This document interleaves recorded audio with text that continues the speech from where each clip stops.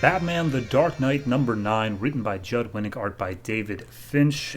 This is a Night of the Owls tie-in, and whereas most of the other books are like a side story about something that we didn't see before, this one is actually about the Talon who killed Lincoln March, aka the dude from the main Batman book, and even says like, hey, check out Batman #9 to see this exact moment. So we're just getting the history of that Talon. So this issue picks up with Lincoln March being stabbed, and the Talon's like, yeah, I'm a Talon, I'm killing Lincoln March.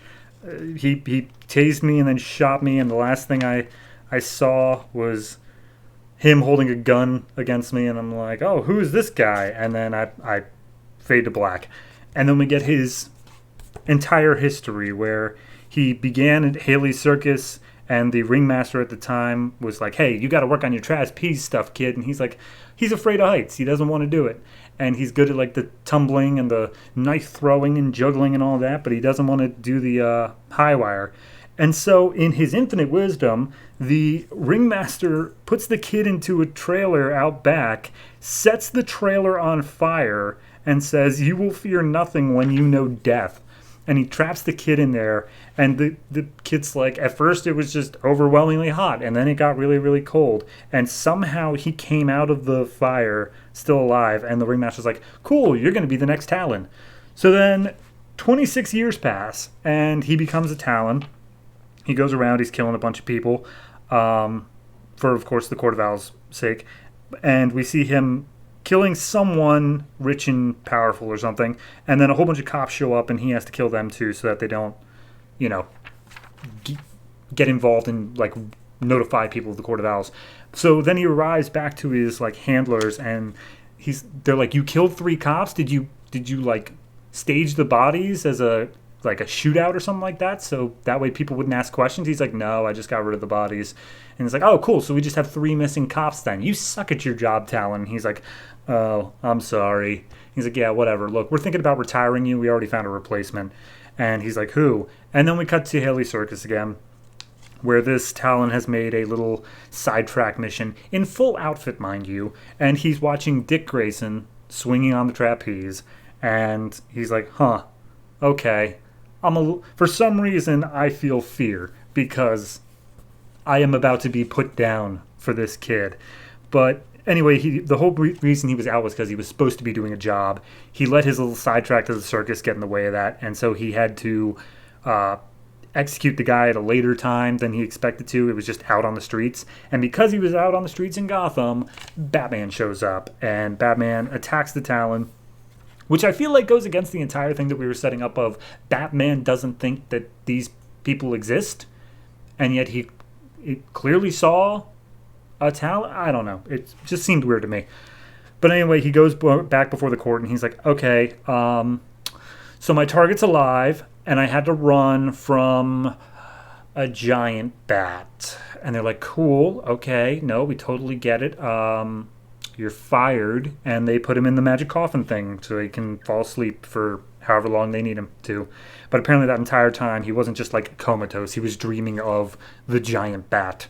So, years later, Night of the Owls, everyone's let loose. He's given Lincoln March as his target, and he goes and attacks him. We see that Lincoln fights back with a taser, and as he's reeling back from the electrical shock, he's then sees a gun pointed at his face, and Lincoln March is about to pull the trigger until Batman busts in at the last second, which did happen in Batman #9, and the owl, the Talon, looks over, he sees Batman again, he's like, oh my god, it's my worst fear again, and then he's shot in the head.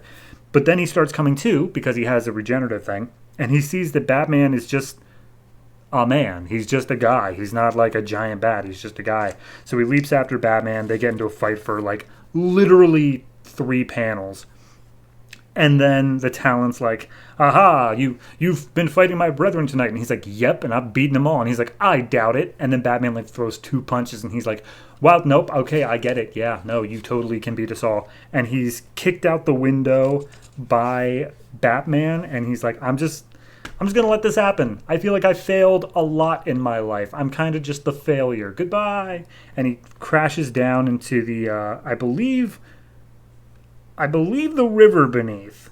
But he might have just splattered his entire body across the ground. Because it has a big splorch sound effect. But regardless, we see that Batman is talking to his Robins, Tim, Damian, and Nightwing, which is weird because on the cover is Tim, Red Robin, fighting the Talon. He never talks to... That doesn't happen. I don't know why they chose Tim on the cover of this, because he doesn't fit in at all.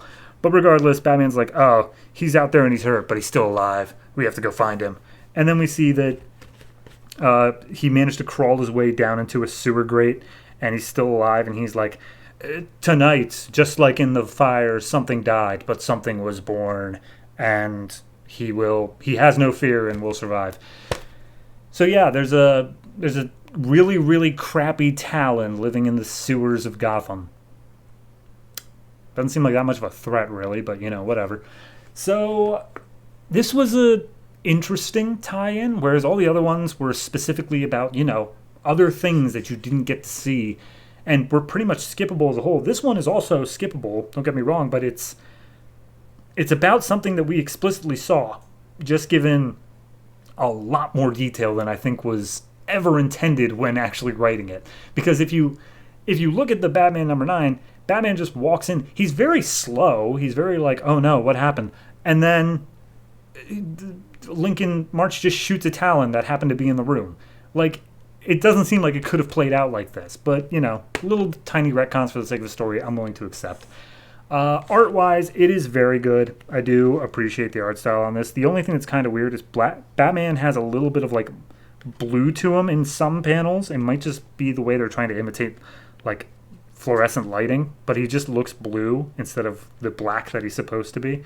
I don't know. Maybe that's just me. I just like how one of the Talons is a complete failure. Like, everything he did was just wrong the entire time. It makes you wonder how the Court of Owls really did anything up until now.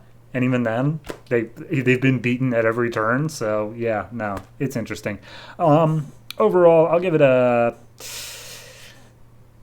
7, and mainly it's just because I like the style of the narration. I know I didn't really do it justice in how I was recounting it, but the style of the narration was pretty good, and the art was also great. David Finch did a great job there. So, 7 for this, and that's the end of this trade. So I don't know what's coming up next, but I guess we'll see next time.